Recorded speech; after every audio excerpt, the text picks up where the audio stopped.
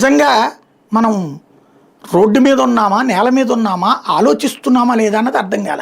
ఈనాడే రాసింది, చాలా తెలివిగా రాసింది. లోపల పేజీలో లూలు మాల్ వస్తుందట, విజయవాడకు వస్తుందట. ఎక్కడయ్యా అంటే గవర్నర్ పేట బస్సు డిపోని వాళ్ళకి ఇస్తారట. దాన్ని తీసుకెళ్ళి వాళ్ళకి ఆర్టీసీకి ఊరు చివరన గొల్లపూడి దగ్గర స్థలం ఇస్తారట అడుక్కోవడానికి.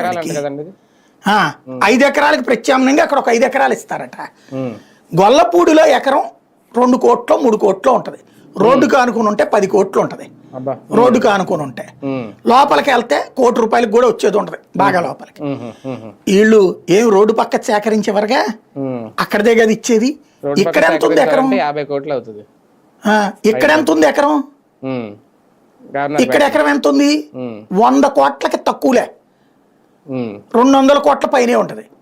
ప్రవీణ్ ప్రకాష్ కమిషనర్ గా పనిచేసిన రోజుల్లో రోడ్డు వైడనింగ్ చేసినప్పుడు కోర్టులో కేసేస్తేనే రోడ్డు సగం ఆగిపోయింది. మీరు అక్కడ అబ్జర్వ్ చేస్తే విజయవాడ బందర్ రోడ్లో మన అదేమంటారు టాగూర్ లైబ్రరీ దాటిన తర్వాత నుంచి అక్కడ రోడ్డు వెడల్పుగా ఉంటది.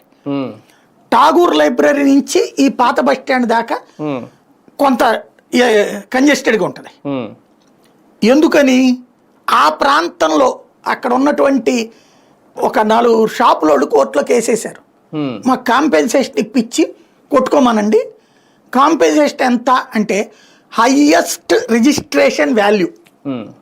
అప్పుడు ఏం చేశారంటే ఒక అన్నా తమ్ములు